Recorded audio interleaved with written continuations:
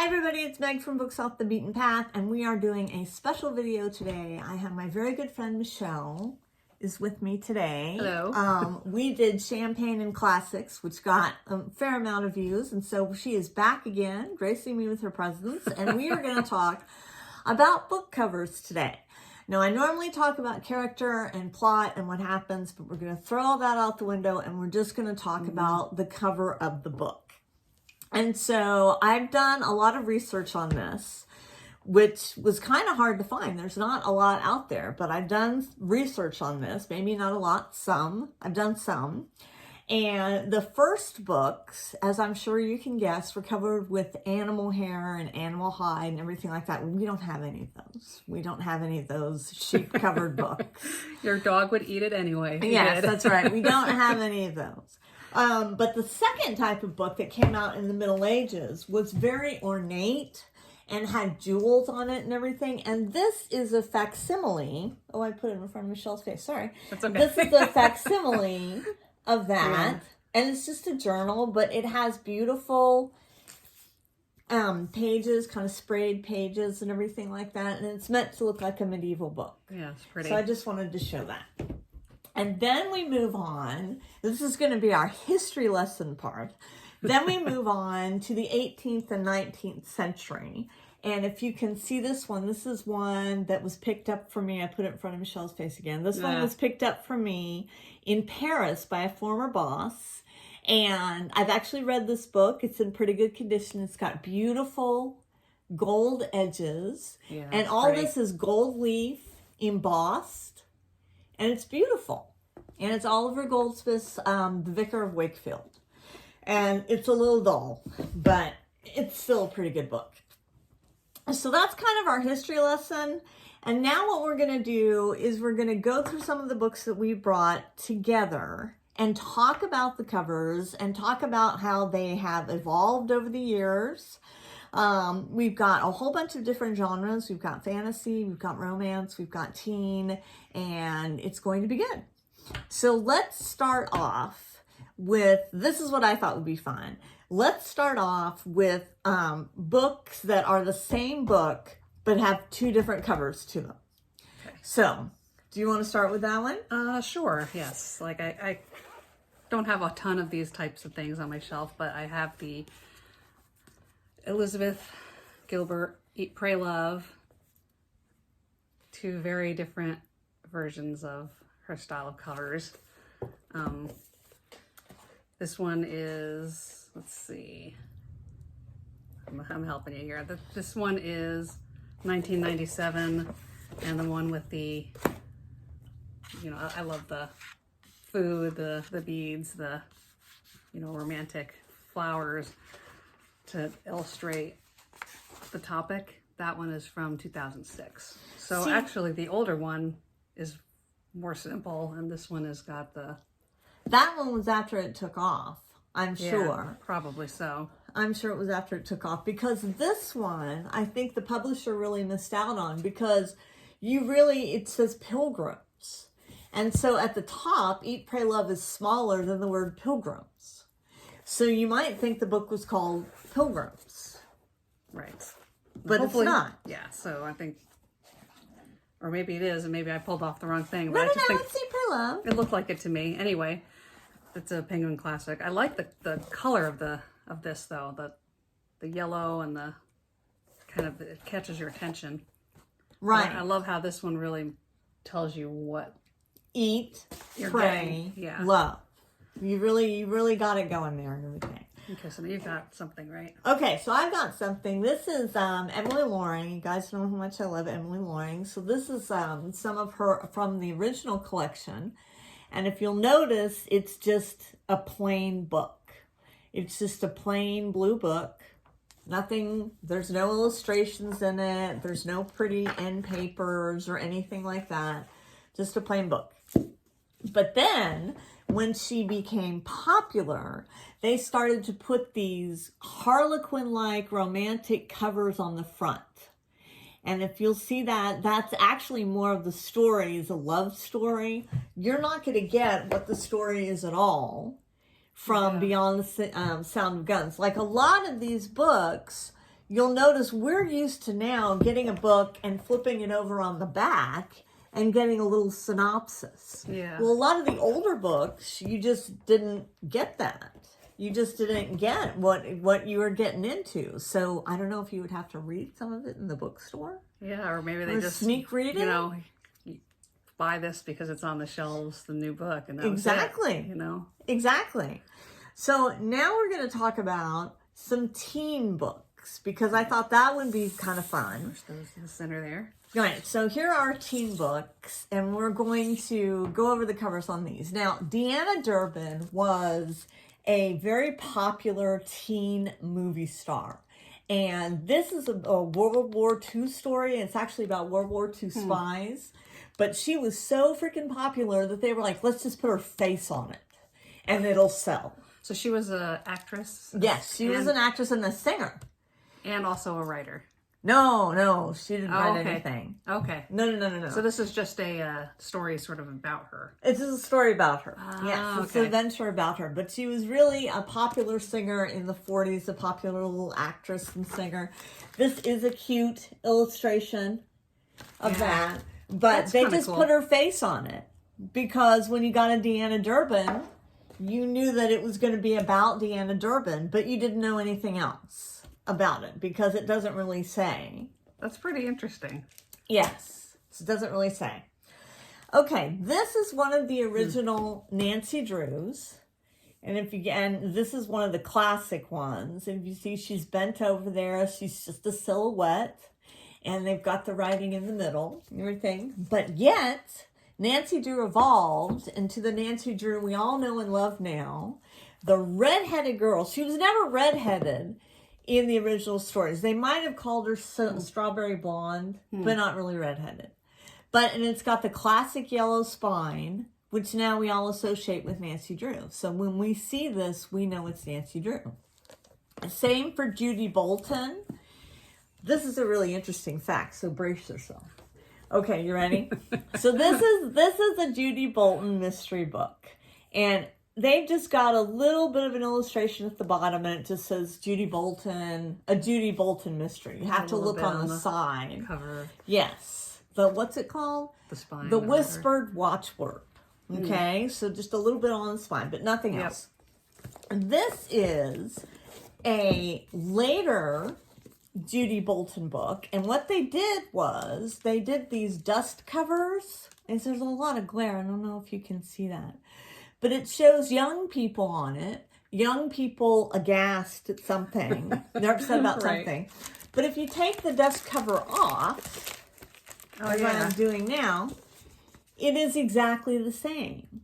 And That's pretty cool. Yes. And so at this time in publishing, which I would say was around the late 50s, maybe even earlier than that, maybe the late 40s, they found that they could put illustrations on the front of books that would show what books were about a lot cheaper if they used dust covers, because you didn't always have dust covers. And then I just wanted to show two more teen fiction and just kind of show the art on it. I love the back cover of that. Yeah, I'm going to show the back cover of that. This is a Robin Kane mystery. Here's the back cover. But it's got two clearly identifiable young women. They're young girls. And you can tell there's something spooky going on. We've got a spooky vibe on the back. And then this one from Disney. Look at the colors on that. Doesn't that look Disney? Yeah. I mean, it definitely. is from, it definitely is from Disney. That's it. And that's for Michele. I haven't read it yet. But here they are on their horseback riding.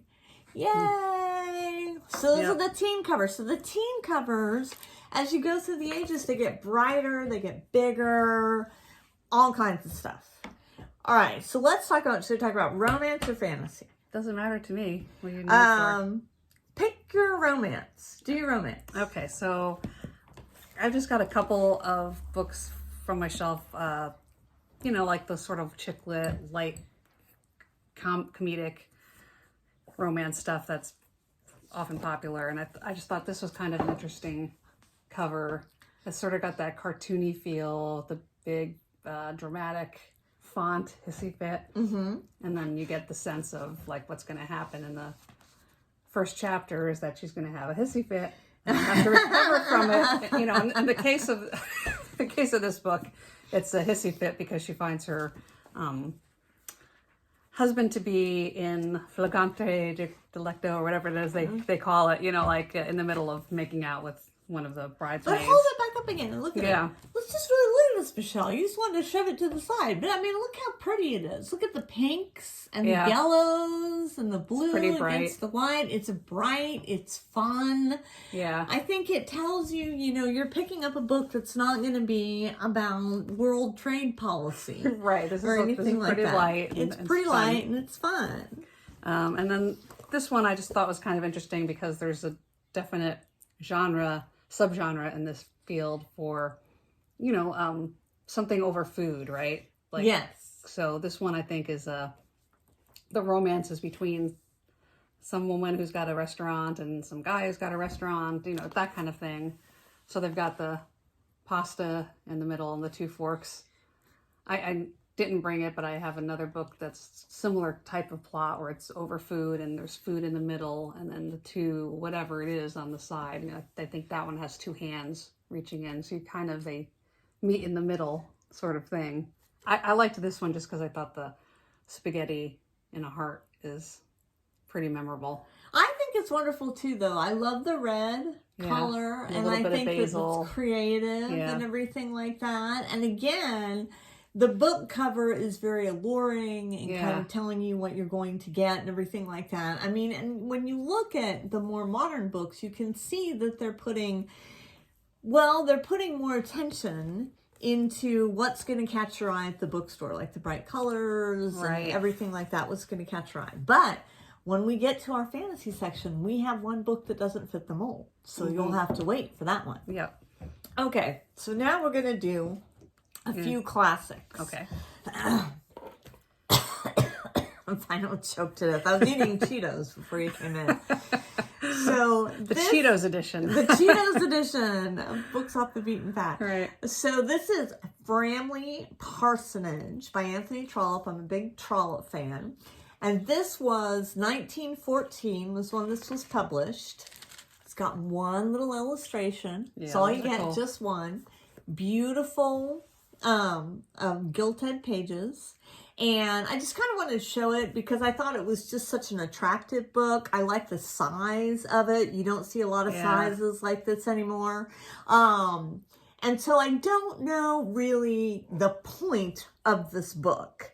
And when I say that, what I mean is it's got teeny tiny little font and everything. And it's very delicate. It's got onion thin pages and everything like that. And so you would think it would be difficult to read. So I don't know if you're giving it as a gift or if people are actually reading it.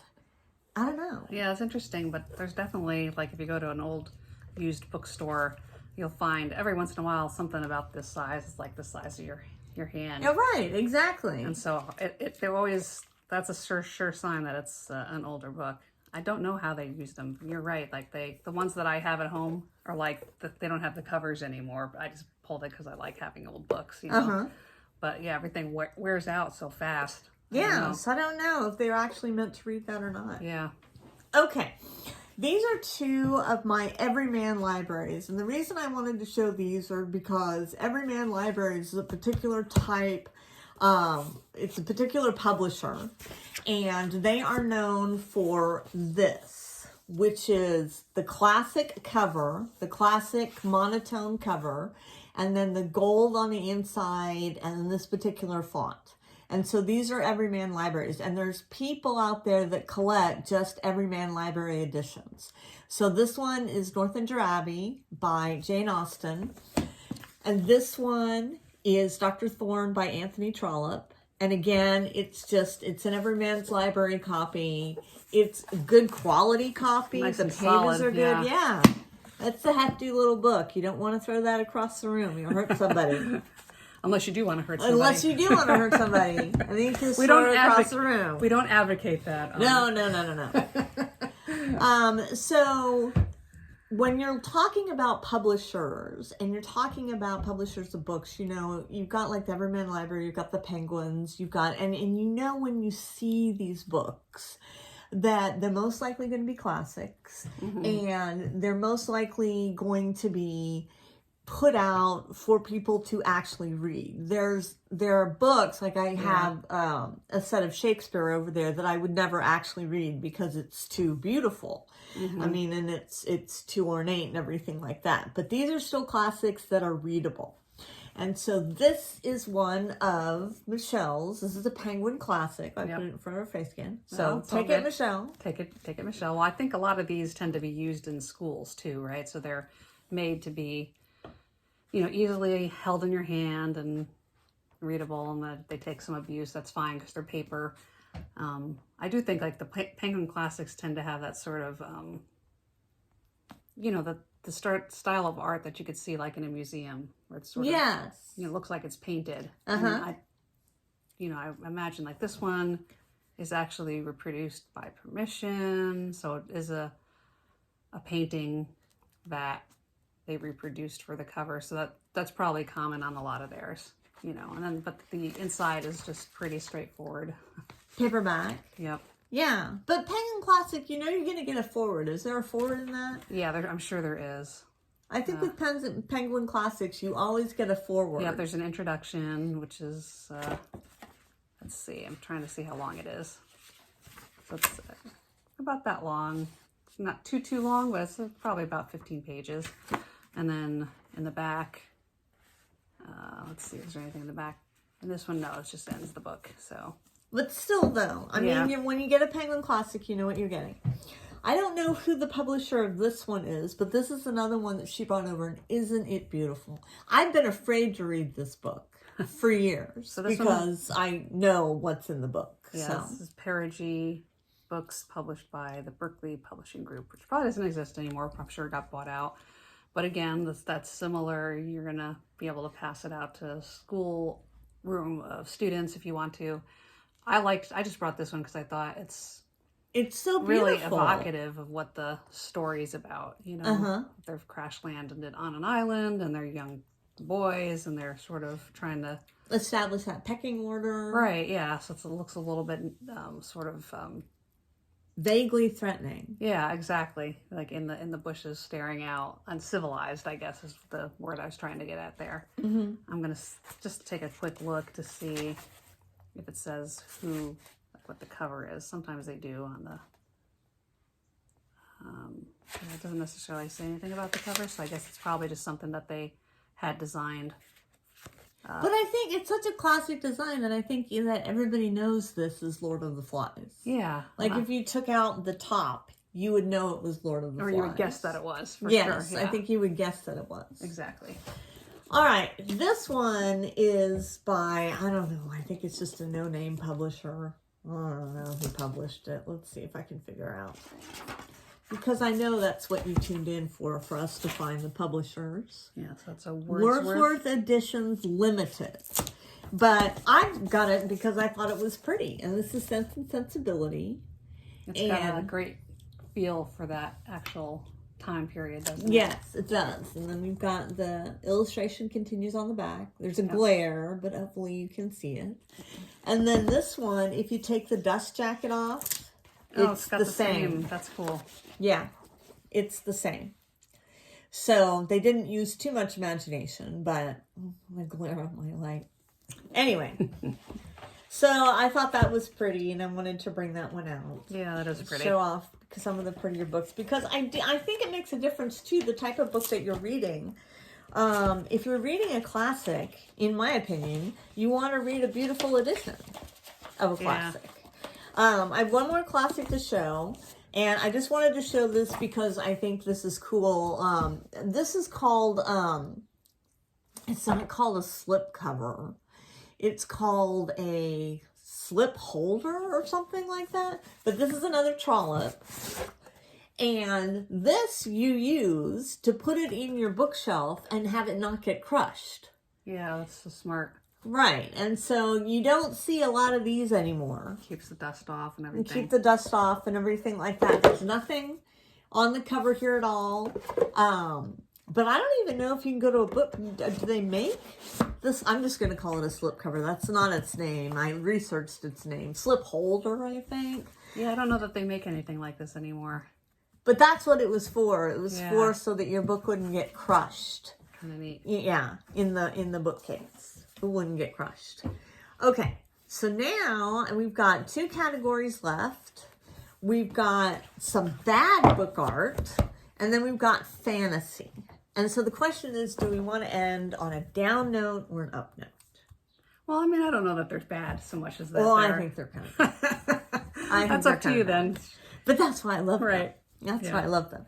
Let's look at fantasy, because fantasy is known for its art. It is known for its cover art. Yeah. So and I don't read a lot of fantasy, if any. I've read The Hobbit once. So I'll let you take it away. yeah, like I tried to pull off my shelf just some things that, come from different eras. So this one is published in 1970s. It's probably the oldest one I happen to have easily handily, but they have that classic art feel that even goes back older than this. But this is And it's got those 70s colors too. Yeah, so it's got the bright colors, it's the big picture, the big landscape, and then somebody small within the landscape. This is 9 Princesses in Amber, which is very much a classic for sci-fi and fantasy type stuff. Interesting sort of book, but you kind of get, I don't know that you can really see it unless I put it up super close. The character there sort of almost looks like Don Quixote, right? He does. And so there sort of echoes the whole type of the plot, right? Where this is somebody who's sort of questing to figure out who he is because he's got amnesia, and he's traveling through a really kind of bizarre landscape, and which goes with the story. So I just love that because it just is sort of memorable. And as soon as you see something like this, you go, okay, that's a classic 60s or 70s kind of sci-fi. Fantasy. You really get the sci-fi feel on it. Yeah, and then there's let's see, I'll pull out this one. Was from, this is a copy from 1990. It's also sort of a classic if you're into fantasy stuff. Guy Gavriel Kay is a well-known author. He's been around for a long time, and this is one of his classics, Tigana. It's got a stylized type of cover, which I really like, just because it's again, it's just eye-catching, which is key for this category, right? Like, there's so many different types of books that are out there in sci-fi and fantasy, and you're learning a new world for everyone if you're starting a new author. So the cover art really does have to catch your attention. And so I think that's probably why, in part, that they invest in something that's really eye-catching. This one deals with sort of a world that's sort of similar to Italy, but you get that feel. Yeah, so you get that sort of Mediterranean, Greek, Roman type of art there. Then let's see, I've got this one. One to me is very fantasy-like. Yes. Oh, and you got to show the map too. Oh, because yeah. I think that's right. So this one's from 2008, and this is also a pretty well-known fantasy writer, Brent Weeks, The Way of Shadows. Sorry, trying to keep track of my titles. It's got the map in it, as most fantasies do. This one's not super. Some really get into ornate detail. This one doesn't have that, but it does give you where you're at. What I like about this one, as an example, is it kind of has that cover art that captures your attention, and you know essentially this book's going to be about some guy who is an assassin. I mean, that's what he looks like, and that's what he is. So it helps you to know what you're getting, which again I think is key to the category. There's from N.K. Jemisin, The 100,000 Kingdoms. No, even I know N.K. Jemisin. Yeah, so this is 2010, and that's, again, just that classic sort of, it's similar to this one because they like the landscape type feels over the years. Even decades have changed and the styles changed, but that landscape is always a part of things if they don't know what else to do with the cover. And I think this one is really just beautiful because of the colors and the light and shadows in it. That is beautiful. And then this is one This is our fantasy that sticks out to me. Michael Chabon. You know, he writes a lot of satire, sort of, or, you know, kind of philosophical type things. This one was copyrighted in 1988, but this version is 2005. So it's sort of it's a real unique sort of cover. I've not read this book, so I don't actually know the subject matter. Everything else that I've read. We just bought this one. But I love the fact that it's just got this really bright color and this what looks like a factory. So I assume that there's a factory involved and there's somewhere. The title is The Mysteries of Pittsburgh. So I guess that sort of does look like what you'd expect to see in Pittsburgh, right? To me, it looks very, and I'm going to use this word intentionally. That's the spine. It looks very intellectual. Yeah. You know, it has that kind of intellectual feel to it. Right. Not necessarily classic, but that intellectual feel that you would get from, you know, reading Chekhov or something like that, or whatever. That's what it gives me the vibes of. So it's probably too hard for me. The back cover just says that this is, you know, the description of it is anybody can write a realistic account of his first post-graduation summer of growing up and making love, but to make such a story the stuff of legend as Chabon has done here takes something close to genius. So I was right. Yeah. It is intellectual. And so it's interesting how they can kind of create that vibe of what you're getting just by the type of illustration that they choose to include. Yes. So, and I'm sure you guys have some beautiful books too, and I hope that you guys send me pictures and comments on your beautiful books and everything like that. All right, before we get into the bad ones, I just have to show these. These are the most modern books that I have. This is The Lost Bookshop. And I wanted to point this out because this is now becoming, and I don't know what size it is, but this is now becoming a very standard size. Yeah, it's like for a softback, 5x8 or 6 by 9 or something like that. It's not a paperback, but I mean it is a paperback, but you call it a softback, right? Isn't that the correct term? Yeah. And it's got a charming little house, a little bookshelf in the bookcase there and everything like that. And it's charming. Yep. And then I've got Mexican Gothic, which is, to me, this is a sexy cover. This was not a particularly sexy book. I mean, it wasn't a bad book, but I mean, to me, this is kind of the publisher, which we'll talk about in a minute, trying to get, you know, a little revved up there, get you a little revved up there, but there's no, it's not a particularly sexy book. Yeah, does it look gothic to you? No, it does not look gothic to me at all. Does it look gothic to you? I think the dramatic colors, perhaps, the deep red maybe. I was trying to look and see, you know, do the flowers maybe dying? I don't know. They look like they're dying to you?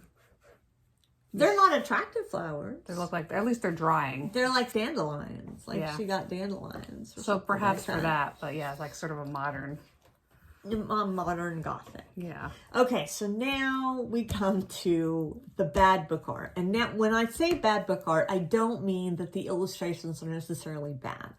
I just mean that they don't have anything to do really with the story, and they're all in, you know, my favorite genre is the classics, and so they're all classics. My favorite genre is the trashy classics, classic Gothics and everything like that. And so I picked out a few that have particularly striking covers that have nothing to do with the story. So, but you know what you're going to get. Exactly. So this one, In the Long Journey Home, which I haven't read yet, she is pregnant. She is with child. Does she look with child with you? Not really.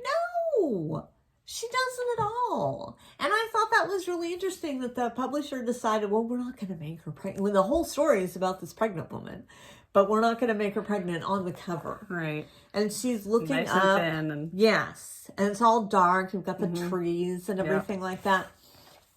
This is the shuttered room, which was just dreadful. I mean, this was... I like how she's just like... It was, I know, because she found out what was in the shuttered room, and it was not what you think it was. I actually reviewed this. I'll try to link on there. You can, Moon Fright on the back, still her picture on the back. Right. But again, with the trees, the 90, the setting, Gothic. This one, Mystery at Collinwood, I actually got this one pulled out for you guys to see because I love this series, is that this is Victoria Winters and this is Barnabas Collins, and this was from an old television show. Oh, yeah. Yeah, this is from an old television Dark Shadows, show. right? Dark Shadows, right. This is a Dark Shadows book, and this is obviously a still from that television show. He's not in the book at all, and she is in the book, but I just thought it was really interesting that they put the still on there so that the person would know that it was from the soap opera. Yeah. But it really doesn't have anything to do with the book at all, and Barnabas isn't in it at all. I love that. That's sort of like what you get with the Star Trek and Star Wars and all those types of books, too, where like Jim Kirk is on as many of the covers as possible, or Enterprise, but he may or something. not even be in the story. Right, or he might not be the main person in it, but there's always something that tells you, okay, this is Star Trek or whatever, so you know. Yes. Yeah. Here's another honorable mention, Crow Hollow. Look at the 90, look at the headstone. Loving it. Yeah, it's kind of like a see-through a little bit 90, almost, yeah. No, it is. See-through a little bit 90. Yeah, you can see there. Because that's a particular type. Now, I will buy books. I will buy these Gothic books just for the covers. Even if, because some of them are not worth throwing out because the stories are so bad. But I will buy them for the covers. I really will. Oh my gosh. And the last one I have to show is my all-time favorite, Mary Roberts Reinhardt, is The Red Lamp. And I have 2 copies of it. And I wanted to show that these 2 copies, and neither of the 2 copies really has anything to do with the book at all. This is the first copy that I ever got. And Uncle Horace is the ghost in question that has the red lamp. Now, tell me, do you think that looks like Uncle Horace? No. It looks like a pretty female version of somebody. Right. Looks like somebody in their wedding gown or something. Right, but that is not Uncle Horace, who is supposedly running around with the red lamp on his ghostly excursion. At least there's a red lamp in it. There is a red lamp in it. And here's another one, and I don't know why it's smaller. I don't know if the font's smaller or anything like that. But here's another one of the red lamp.